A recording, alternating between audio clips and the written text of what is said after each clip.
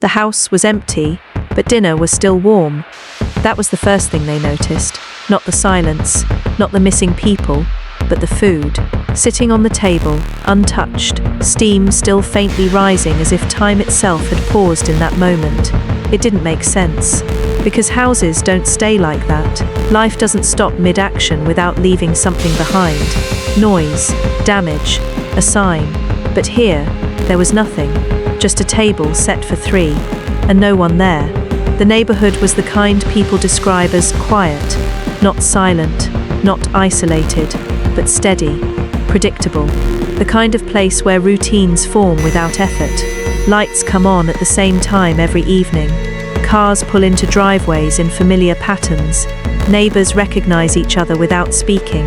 Nothing unusual ever happened there, which is why the call didn't sound urgent. A welfare check, that was all. A neighbor had noticed the front door slightly open early that morning. Not wide, not broken, just open enough to feel wrong. The lights inside had been on all night. No movement, no sounds, no one answering the door. It was just after 8:15 a.m. when the officers arrived. The air was cool, around 38 degrees, the kind of temperature that lingers on your skin longer than you expect. A soft wind moved through the trees, brushing branches together in a slow, uneven rhythm. Leaves dragged across the pavement in faint scraping sounds. The street itself was quiet. A few distant cars, nothing close. Normal, too normal. They stepped onto the porch. The wooden boards creaked slightly beneath their weight. The front door was exactly as described, open just enough to notice, not forced, not damaged. One of the officers knocked, firm, controlled. They waited, nothing.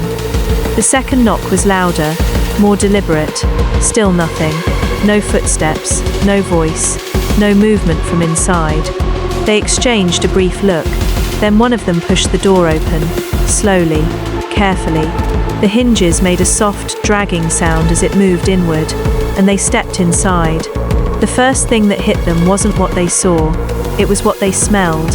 Food, fresh, warm, not the stale smell of something left overnight, not spoiled, not burnt, recently prepared, recently served, the kind of smell that belongs to presence, to people, to life.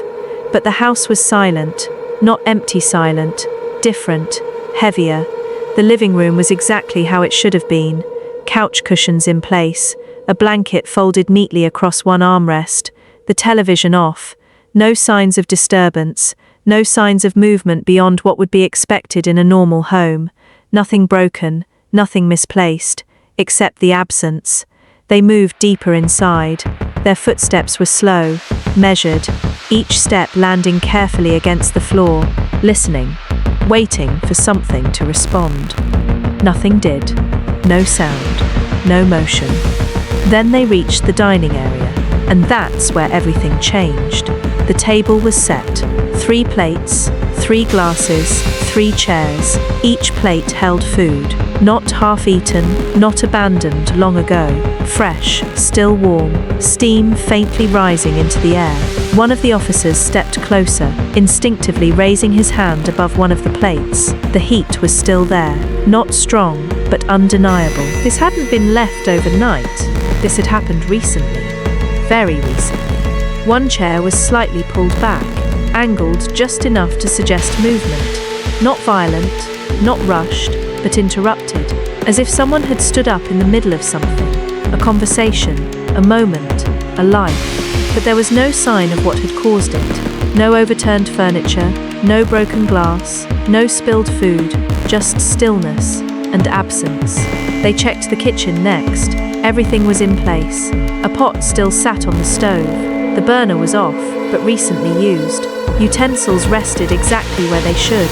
A dish towel hung neatly over the counter edge. Nothing chaotic, nothing rushed. It looked like someone had been cooking and then simply stopped. People don't stop like that, not without reason. Upstairs told the same story. Bedrooms undisturbed, beds made, closets closed, phones left behind, wallets untouched, keys still inside. Everything that connects a person to the outside world, still there. which meant one thing: they didn't plan to leave, and they didn't leave on their own terms. 3 people, gone, without taking anything, without leaving anything behind. No note, no message, no explanation, just a house frozen in time. Investigators arrived within the hour. The atmosphere changed immediately. What had been quiet curiosity became controlled urgency. Every inch of the house was documented.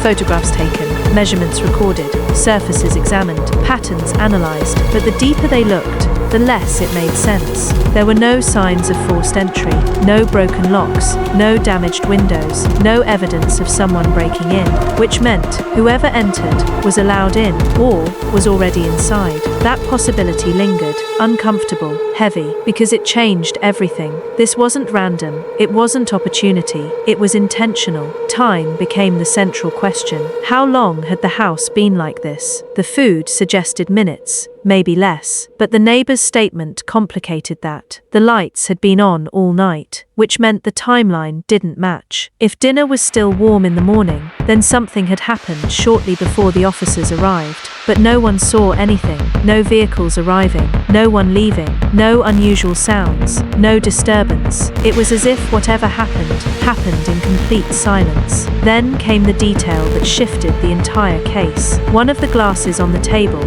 had a fingerprint.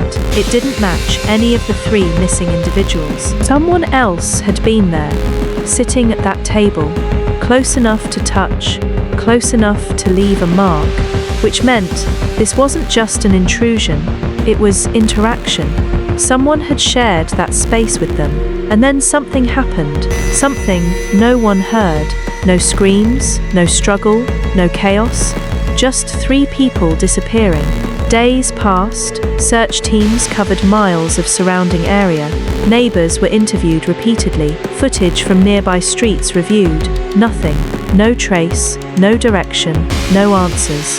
The house remained exactly as it was found, preserved, untouched, dinner still on the table, chairs still slightly pulled back, waiting, not abandoned, paused, like whatever began that night never reached its end, and somewhere, someone knows exactly what happened inside that house. They know why the food was left warm. They know why no one came back. They know how 3 people can vanish without a sound. Because sometimes, the most disturbing cases don't leave behind violence. They leave behind normal, a house that looks untouched, a meal that looks fresh, a life that looks intact, except for one thing: the people. And that absence is what makes it impossible to forget. The watch stopped, but the story doesn't end here. If you want episode 2, comment part 2 below. Like, comment, and subscribe for more disturbing stories, forgotten evidence, and buried truths. Forgotten evidence, buried truth. Because some mysteries don't stay buried.